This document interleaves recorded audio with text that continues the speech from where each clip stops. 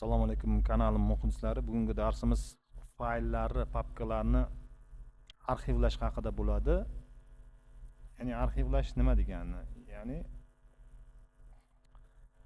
ko'pincha ma'lumotlarni papkada jo'natish mumkin emas. Ya'ni ijtimoiy tarmoqlar haqida gap ketyapti.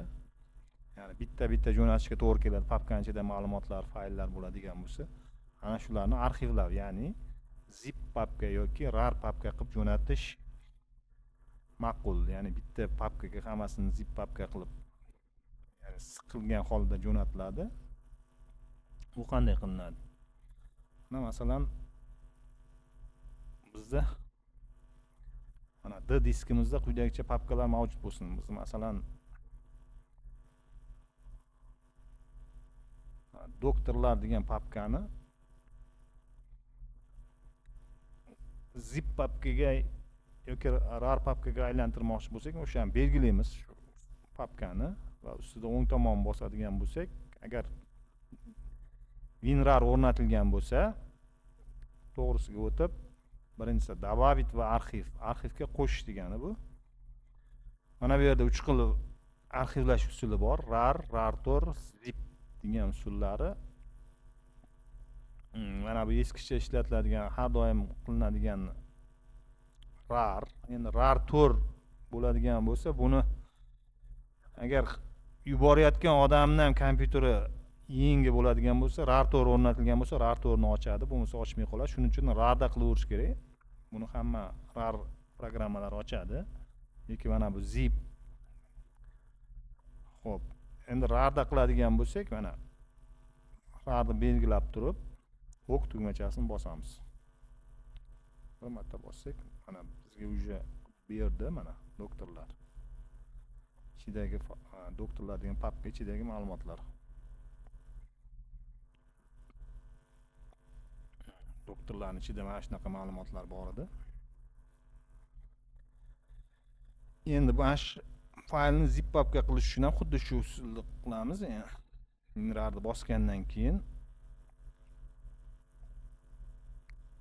добавить arxivga bosgandan keyin zipni tanlaymiz.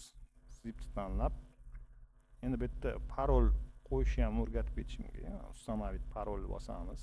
Misol uchun 1 2 3 4 bo'lsin. Yana bir marta takrorlash kerak. 1 2 3 4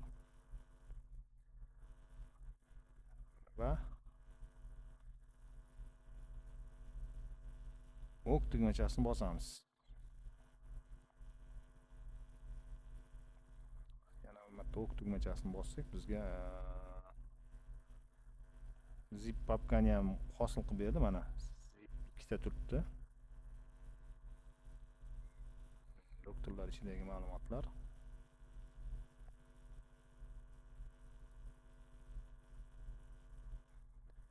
Xo'p, zip papka qilish.